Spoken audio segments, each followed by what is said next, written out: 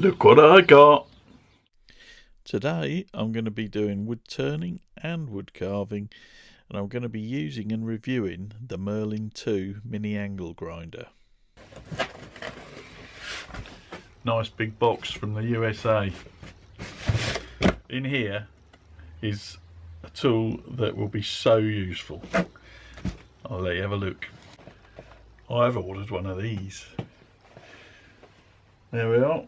It's a Merlin2 by King Arthur's Tools, and they're from Tallahassee in Florida, and it's the Nick Agar signature series, and this is just amazing bit of kit. I've been so excited about this arriving, and it's going to help me so much with my wood turning and wood carving project.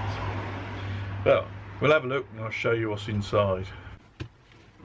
Anything that Nick Agar puts his name to has got to be good. I have so much respect for Nick. His work is fantastic, and it's something that inspires me. I like the fact he's such a fantastic turner and carver. I like everything he does, and I hope to go on one of his courses one day. Let's remove this outer pack. It says it's the basic set, but there are some extras in here, some extra bits and pieces. So you get a nice bag, tool bag, and in here is the Merlin2, and it's a long neck angle grinder, really, a mini long neck angle grinder. And this is just amazing, absolutely incredible. It's really well built. You know, you can just feel it in the hand. It's heavy and got a feeling of quality about it. And you can see the chainsaw style blade on there. I mean, that is just going to remove wood at an enormous rate. Don't get this confused with similar looking tools that are available. This is a much more heavy duty machine. Really good. UK plug. And there's a full set of safety instructions and things in there, and the Allen key for changing tools. I'll put that to one side. And then we've got the accessory box. That box over there.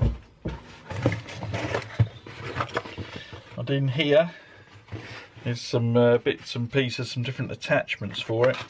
A lot of sanding discs of varying grades, and they're the hook and loop ones, and they fit on these pads. There's a firm and a soft, and for quick change, and they all fit on special mandrels. A couple of these brushes, which I know Nick advocates for removing debris from natural edges and bark. I'm really interested to try those. They look really good. Buffing pad, and all these bits go on this quick change mandrel. Got some more fibre backed quick change sanding discs, and these are quite coarse ones for doing shaping. And these are what I'm finding really interesting. And these packets here are these carbide cutters covered in little spikes, and this is the green fine one. There's a couple of red ones which are slightly coarser. Another shape there, slightly rounded. This one's flat. And I've got a purple one. You can probably see the serrations a bit easier on that one, but that is really coarse. That's the extra coarse one.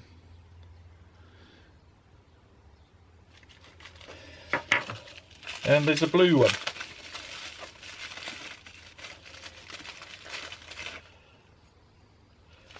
Which is another fairly coarse disc that's somewhere between the purple and the red. Well, I'm really looking forward to those, using those.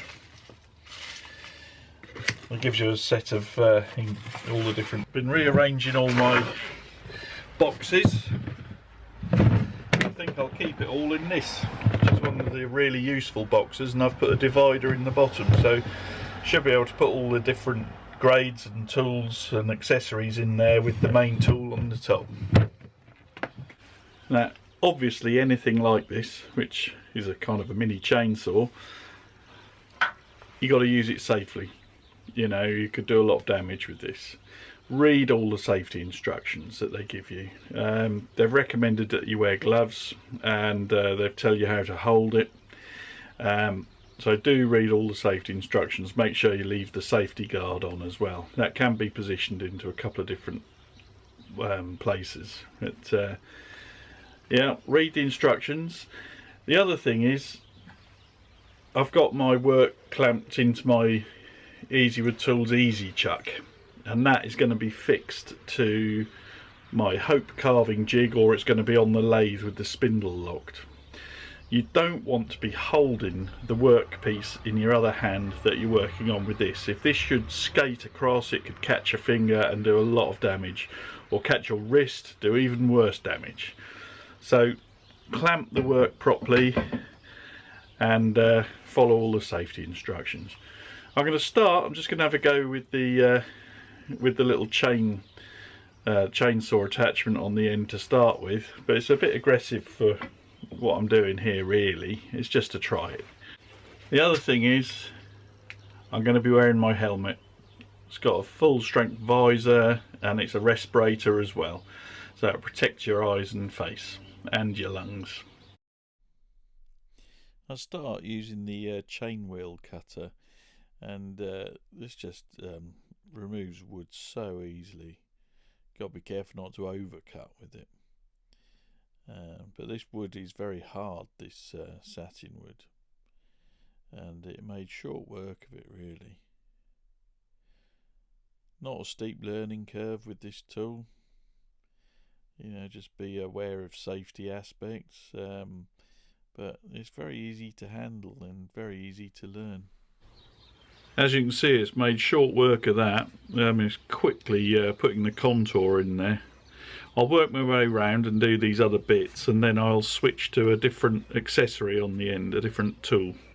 Here I've switched to the red carbide cutter, the flat one, and it's covered on both sides and the edge with the little carbide spikes. And I'm going to be defining these grooves into the middle. I know I'll probably say it several times in this video, but this tool is very easy to handle. It was really simple to put these grooves across here. Did it very neatly and accurately. And here I'm putting the contours in now, making those into a sort of a V shape and doing the segments, making them properly lobed as I want them and all smooth. Really what I'm doing is cutting away the angles to get it round. I've switched to the blue, slightly coarser carbide cutter here. And in fact I did use the purple one for quite a bit, just to remove a bit more stock a bit more quickly. It was very easy to get used to. Just turning it round now on the carving jig and doing the same thing on the other side, defining the segments and then shaping. This is the stage I'm at, and the carving part of it is done really. So I'm now going to switch over to sanding using the Merlin2. I might have to go back in places and go back to one of the carbides if I've got some deep grooves or things, but I'll see if we can just finish it by sanding now. To get to this stage from where you last saw it in the video took only an hour, so it shows how efficient the Merlin2 is for removing stock. It's the first project I've ever used. It was brand new out of the box when I started this, and I got on really well with it. Amazing bit of kit. So that's the basic shape. Now I've got to try and get a nice tactile finish to it. Now I've got a couple of options with the sanding. This is the soft pad, and just Velcro, hook and loop sandpaper goes on that, and I've got quite a few of those discs, and that fits directly on the Merlin2, the same as the carbide wheel does. So that's one option. There's also the firmer pad as well. The other thing is to use this mandrel, and this is the quick change mandrel, and you can use these sanding discs, and you see they've got a plastic thread on the back, and they simply attach straight on there, so they're for quick changing. So I'll probably need to use that to get down into some of the grooves, and this to do the convexities. But I'll experiment and see how I get on. Using the quick change sanding disc first, because I can get right down into those grooves a bit better, because it's quite thin on the edges. There we are. I've just gone over this with 120 grit, and it's just used up one disc, and it's amazing. It's about the closest thing I can say to pleasurable sanding. I've got rid of just about all the scratches and grooves. I've got to do some work in these yet. I've got to work out a way of doing that, but incredible how quick I can achieve a good finish on this. I'm going to work through the grades now, and then I'll get back to you. Little bit of sanding action in case you're having trouble sleeping. Just defining the shape a bit more. As you can see, I've been doing a lot of sanding. Getting there with the piece. I've just given it a quick buff and rub just to highlight where I need to do some more work on it, but you can see it's getting there. The Merlin2 with this pad attachment on is brilliant. It does make sanding so quick and easy, but obviously it's still going to take a bit of time on a complex piece like this. Because it's contra angle at the end, it's coming out the side, it gives you great control for sanding, so it's fantastic. On the end of a drill it can skate about. Obviously if you're doing the bottom of a bowl you haven't got any option, but with a contra angle tip like this, it's fantastic. I'm going to have to turn away my recess before I do anything else, so I'm going to reverse this on the lathe with some longer easy reach jaws for my easy chuck, and turn this away, and then I can finish my sanding. So that means I'm going to have to hold it by hand to do the final sanding stages, but I would do anyway. I'm going to have to do some hand sanding on this at some point. But there we are. I won't bore you with shots of me sanding, because there's only one thing worse than sanding, and that's watching someone else sanding. So I'll get back to you in a bit. And then sanding with the Merlin2. A bit of sanding with the lathe running as well. And then more sanding. Lots and lots of sanding. That's it, sanded to 800, and I've given it a quick buff just to spot a few areas that need a bit more work. It's feeling good, nice and tactile. What I'm going to do now is brand the bottom, then I'm going to spray it with a couple of coats of cellulose sanding sealer, bit more sanding, and then a lot of buffing. As promised, 2 coats of sanding sealer. This is the Chestnut Products aerosol one. Bit of Vonax on my buffing wheel. This is after I've sanded a few bits away. I'm just buffing. Another project finished. There it is. Really pleased with that. Really beautiful wood. Thank you, Alan, for sending me that. As I say, it's satin wood or yellow heart. Probably goes by several other names as well, which no doubt people will tell me. But lovely, lovely wood, and really pleased with the shape. It came out exactly as I had it in my mind's eye, and it's nice and tactile. It's got a nice bit of weight to it, and it's interesting. It's not just a bowl. So there we are, all buffed up on the buffing wheel with Phonax, and finished off with some chestnut products microcrystalline wax, and just gave it a final buff with that. You can see the finish, and there's lovely chatoyancy on there. I don't know if I can really demonstrate that, but beautiful, beautiful wood. I don't know what it looks like. Is it a flower? Is it a fancy loaf of bread that you break up into rolls? Kit, really nicely made, and very, very versatile. Easy to use. I mean, you can sand with it, carve with it, texture, brilliant, absolutely brilliant, and cut and polish. It's just amazing, absolutely amazing. It's one of the most versatile tools I own now, and I'm so glad I bought one.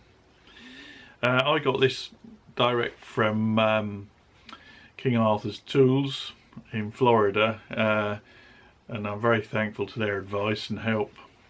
They are available in the UK as well. I think the Tool Post do them, and probably somewhere else as well, I'm not sure, but yeah, you'd avoid the import duty if you buy them over here, of course. But I can't recommend it enough, and I can see why Nick Agar put his name to it. It's just a brilliant bit of kit, and I'm so pleased with it. But there we go. You'll be seeing this a lot. This will speed up my workflow. It'll just solve a lot of little problems that I have, you know, when you get these projects and there's little bits and you think, how am I going to do that? Well, I think this is going to do quite a few of those. Anyway, there we go. Thank you very much for watching, and thank you very much to all my subscribers, and I shall be back soon with some more projects. Thank you very much for watching. Please like, share and subscribe. And I'll put links in the description to the King Arthur's Tools and the Merlin2, so you can check out their website. But as I say, please like, share and subscribe. Costs nothing to subscribe, and you'll be notified when I put out new videos. But I hope you enjoyed this project. Certainly a bit different to the usual bowls I do. I'll be back soon with some more projects.